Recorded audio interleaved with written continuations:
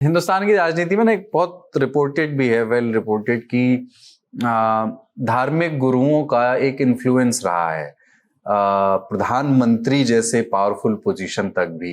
PV Narasimha Rao के समय चंद्रा स्वामी को क्या हैसियत, क्या शक्ति हासिल थी, इस पर कितने लोगों ने लिखा है। पर इस तरह से अगर आप समझाएं, मान लीजिए कि नेता नगरी के दर्शकों में बहुत सारे नौजवान जेनजी दर्शक होंगे जो राजनीति में रुचि रखते हैं, बट जिन्होंने उस दौर की राजनीति को नहीं देखा है, कैसे उनका चंद्र स्वामी का किस किस्म का कंट्रोल था। उनको अंग्रेजी भाषा नहीं आती थी, पर फिर भी उन्होंने कितने देशों के राष्ट्राध्यक्षों को भी अपना भक्त बना लिया। बाद में तमाम तरह के आरोप लगे। राम बहादुर राय ने तो यहां तक कहा कि जिस आधार पर उन्होंने सबका ट्रस्ट जीता, ज्योतिष विद्या उनको आती ही नहीं थी। तो बताइए साहब कि किस किस्म का इन्फ्लुएंस था उनका।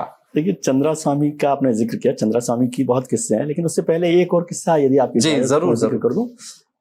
सबसे ताकतवर जो प्रधानमंत्री अभी देश में मानी जाती रही अब तक, इंदिरा गांधी, उनका धीरेन्द्र ब्रह्मचारी जी के साथ बड़ा संबंध था। और उनके और नेहरू जी के जो योग गुरु थे और योग गुरु के तौर पर वो रहते हैं। अभी मैं कुछ पढ़ रहा था तो वैसे मुझे जानकारी थी, लेकिन बाद में पता चला धीरेन्द्र ब्रह्मचारी का बड़ा जलवा था।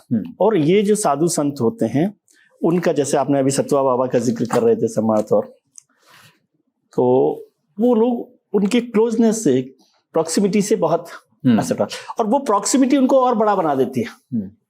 तो धीरेन्द्र ब्रह्मचारी जी का एक किस्सा मुझे याद आता है कि इंदिरा गांधी तब बहुत परेशान थी और उन्होंने अपने पर्सनल जो ऑफिसर थे उनको कहा कि बाबा को बात कीजिए। उन्होंने बात की तो उन्होंने कहा कि तुम आ जाओ। और इंदिरा गांधी का विमान पहुंचा एक जगह हेलीपैड पर, वो उससे हेलीकॉप्टर से उतरी। वो एक जंगल वाली जगह थी, जंगल जैसा था, कोई ऐसा हेलीपैड नहीं था। और वहां धीरेन्द्र ब्रह्मचारी आते हैं, वो उनको अपने हेलीपैड में, हेलीकॉप्टर में बैठाते हैं इंदिरा गांधी को, और फिर उनके साथ उड़कर चली जाती हैं मिसेस गांधी, और 3 दिन तक उनके साथ आश्रम में रहती हैं। ठीक है, अब आप सोच लीजिए फिर प्रधानमंत्री इंदिरा गांधी के साथ यदि ऐसा होता हो और प्रधानमंत्री धीरेन्द्र ब्रह्मचारी के साथ रहती हो तो क्या जलवा होगा और किस तरह से होगा। ये कहानी बहुत सारे राजनेताओं की और बहुत सारे धर्माचार्यों की है। चंद्रा स्वामी का जिक्र किया, चंद्रा स्वामी एक में इंद्र कुमार गुजराल ने बहुत कुछ लिखा है, और बात के दौर में तो खैर उनके पास लिखने के कारण भी थे। उन्होंने अपनी ऑटोबायोग्राफी में धीरेन्द्र ब्रह्मचारी के दबदबे को लिखते हुए एक बात कही कि मैं निर्माण और आवास राज्य मंत्री था। तो धीरेन्द्र ब्रह्मचारी ने गोल डाक खाने के पास एक सरकारी जमीन थी, वो अपने आश्रम के नाम ट्रांसफर करने का मुझ पर दबाव बनाया और मैंने उस फाइल को रोक लिया, आगे नहीं बढ़ने दिया। तो सब्र का बांध टूट गया। तो एक शाम उन्होंने फोन करके धमकाया कि अगर मेरा काम नहीं हुआ तो मैं डिमोट करवा दूंगा। कहानी यहाँ खत्म नहीं होती है। कहानी गुजराल ये लिख रहे हैं अपनी ऑटोबायोग्राफी में कि इसके कुछ दिन बाद जब इंदिरा गांधी के समक्ष वो ये जानकारी लेकर के जाते हैं तो इंदिरा गांधी चुपचाप सुनती रहती हैं, कुछ भी नहीं करती हैं। उन्होंने कुछ एनेक्डोट्स, कुछ किस्से ये भी लिखे हैं कि कैसे कैसे मंत्रियों को डिमोट किया गया या हटाया गया और उनकी जगह नए मंत्री आए, क्योंकि धीरेन्द्र ब्रह्मचारी उन मंत्रियों से खुश नहीं थे। बिल्कुल ठीक बात है। गुजराल साहब का मैंने इंटरव्यू किया था, उसमें भी उन्होंने इस बात का जिक्र मेरे साथ रिकॉर्डेड इंटरव्यू में भी किया है कि किस तरह से धीरेन्द्र ब्रह्मचारी ने उनको धमकाया। तो अक्सर ऐसा होता है। फिर बात करते हैं चंद्रा स्वामी जी की। चंद्रा स्वामी जी का तो जलवा आप जानते नहीं कि वो किस तरह का था, न केवल देश में बल्कि दुनिया भर में। जैसे आपने राय साहब का भी जिक्र किया, तो वो दुनिया भर के बड़े बड़े जो स्टेट हेड्स हैं, राजा हैं, किंग हैं, वो सब लोग भी उनके साथ उनके कनेक्शन में रहते थे। और 1-2 बार मैं उनके यहाँ आश्रम होता था, उनकी एक बड़ी टीम होती थी जो इस सब पर काम करती थी, तो वहां भी मैं गया था। तो उनका बड़ा अलग तरीके का जलवा था। और नरसिम्हा राव और उनकी प्रॉक्सिमिटी इतनी ज्यादा थी कि नरसिम्हा राव हर बात पर उनसे सलाह लिया करते। जबकि यदि मैं ऐसा समझूं तो नरसिम्हा राव ज्यादा विद्वान थे। वो संस्कृत को, ज्योतिष को, धर्म को ज्यादा जानने वाले थे, लेकिन उनका वो रहा। और तमाम तरह के उद्योगपति, इंडस्ट्रियलिस्ट और बड़े ऑफिसर्स, ये एक बड़ा नेक्सस है सर, कि उद्योगपति, इंडस्ट्रियलिस्ट, हमारे बड़े बड़े ब्यूरोक्रेट्स और पॉलिटिशियन, ये तीनों मिलकर इनकी वो बनाते हैं व्यवस्था, और फिर वो उस व्यवस्था का इस्तेमाल करते हैं। ऐसा बहुत सारी बार होता है। चंद्रा स्वामी के किस्से तो इतने सारे हैं कि कितने आरोप भी लगे, इतने आरोप लगे हैं, हथियारों की दलाली, हत्या के आरोप, हथियारों को लेकर तो बहुत बड़ा उन पर मामला चला, हवाला का कारोबार भी उन पर चला, लेकिन कभी कुछ हुआ नहीं ना उनका। और बल्कि जब ये राम जन्मभूमि का मसला चल रहा था तब भी वो उनको सलाह दे रहे थे कि क्या है, जबकि उनका कोई राम जन्मभूमि से लेना देना उस तरह से नहीं था। और चंद्रा स्वामी की इमेज कभी भी उस तरह के पॉजिटिव संतों के तौर पे नहीं रही।